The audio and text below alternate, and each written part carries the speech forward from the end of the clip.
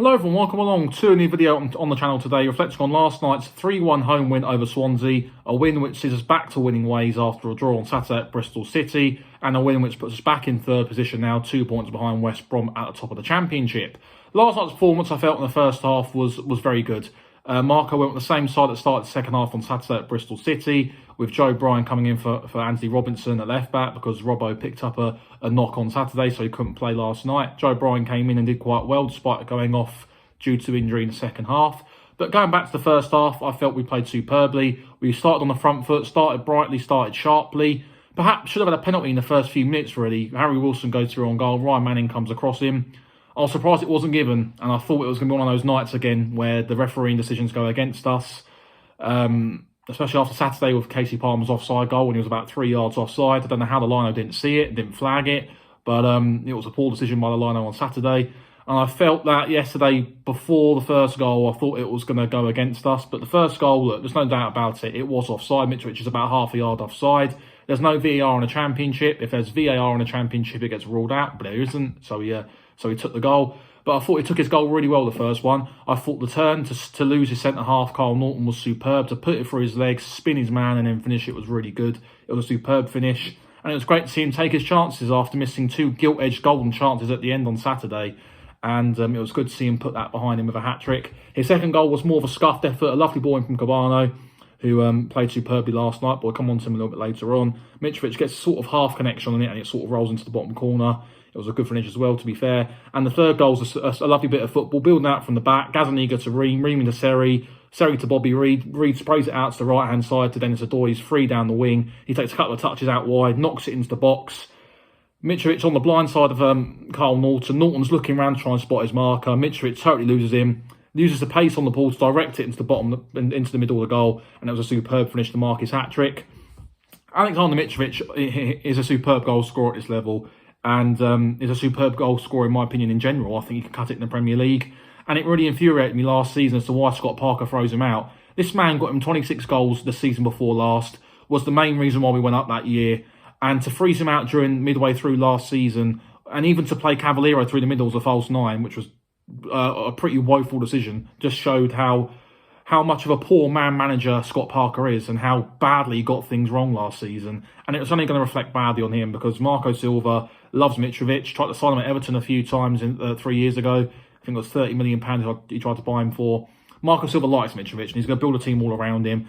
And it's good to see Mitro playing for a manager who believes in him. And it's good to see him playing happy for once because there was lots of doubts at the back end of last season as to whether he was still going to be here this season.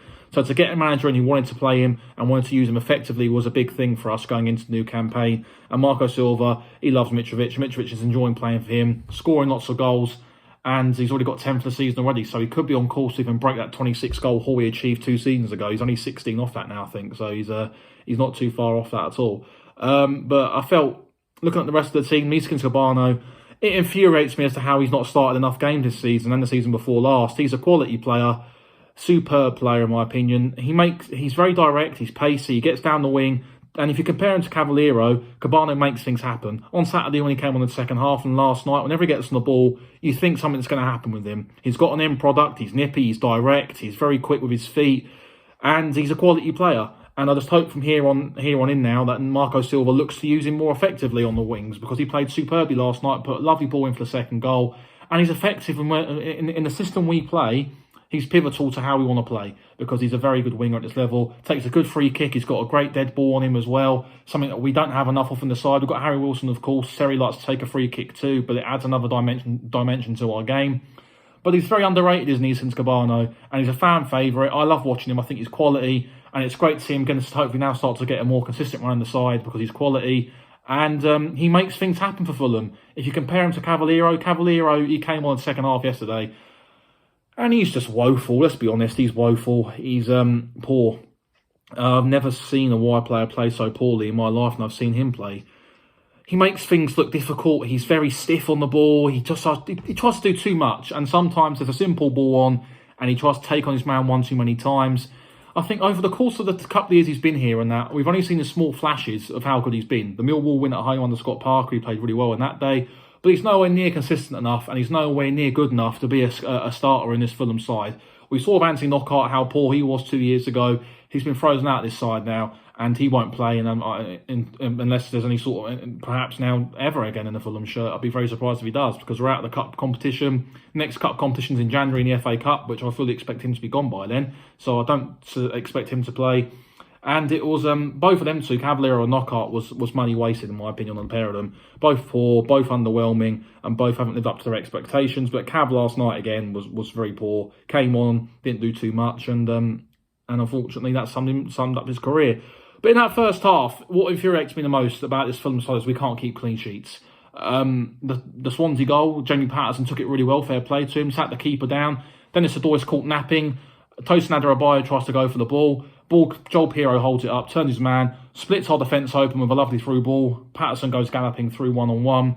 Dennis Adoy slides into Gazzaniga, knocks Gazzaniga sort of over. He wasn't going to get to the ball anyway, but it didn't help him. And it was a lovely bit of cool, calm and composed finish by Patterson to get him back into the game. And really, that was the only proper, real chance I had in the first half, Swansea. They had a couple of small half chances here and there, but that was the only time really they went through on goal in the first half and they scored.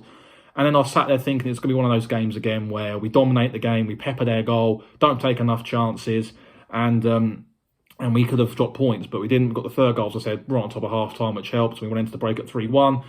Second half, I didn't feel like we did too much. We were quite poor second half. I felt like we just did what we had to do second half. We nullified Swansea's attack. They had a couple of half chances at the start. Flynn Downs skied a wonderful chance right at the start of the second half to make it 3-2 and getting back into the game. Ethan Laird, on loan from Manchester United, hit the post after a deflected effort too. But other than that, I didn't think Swansea did too much in the second half because we didn't really show... They didn't create too much, really. And also, we didn't come out second half with that intensity we had in the first half. It was almost as if we sort of felt like the job was all but done, and we were quite lethargic and sluggish in the second half. People might say it was a professional second half, but I wasn't really impressed with it. Okay, we got through in the end without any sort of mishap in the second half, but it wasn't the best second half by any stretch of the imagination. Marco Silva took off Harry Wilson and Mitrovic on the 70th minute with the view to resting them up a little bit ahead of Saturday's game at Coventry. The early kick-off on Saturday at 12:30, which was sort of good. Changed the formation and gave minutes to Alfie Mawson and Muniz. Muniz I like up front. I think he's going to be a good player in time. He's going to need more minutes, there's no doubt about it, but when you've got a striker in such red-hot form like Mitrovic, you're not going to start over him. But from what I've seen so far, I like the look of him. He's a big, powerful lad. He is very imposing and physically strong, can handle himself quite well. Had a little bit of a ruck with Latabaudiere, I think it was, in the second half, when he sort of reacted to a little bit of a physical encounter with Muniz, which is good to see. Muniz have a bit of fight in his belly.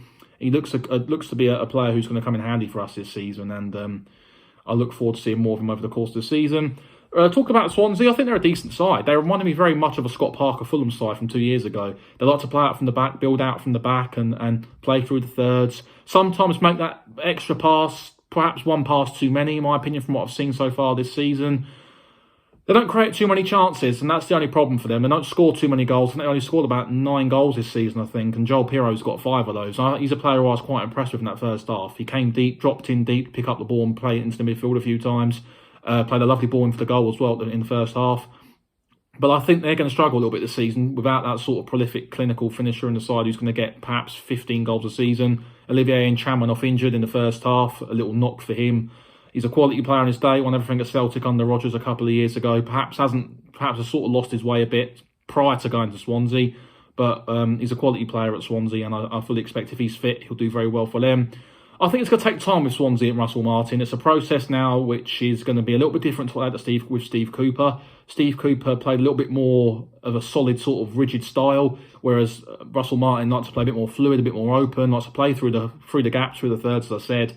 And it's going to take a little bit of time for him to get his philosophy across over the course of the season, but I'd be very surprised if I see them challenging for the promotion spots this season. I think it might be a bridge too far. We go to Coventry on Saturday, lost 5-0 to Luton last night, summed up the Championship. Luton winless in 4, hadn't won in 4 games, as I said. Coventry won a good little run themselves and they get tonked 5-0. That's the Championship for you. Be a hard game there on Saturday in front of Sky again. I think they've won four home games this season at home at the Ricoh Arena. They're very strong at home, so I expect them to come out firing, look to try and react after that poor performance on the last night. And it's going to be another tough game. So we'll go into that with good confidence. Hopefully another game we can try and win. But last night was a step in the right direction after Saturday. Took our chances in the end, got the job done without being too glamorous in the second half. and it was a performance which I was satisfied about. So if you did enjoy that, guys, hit the thumbs up, and we'll see you on the next one. Bye-bye.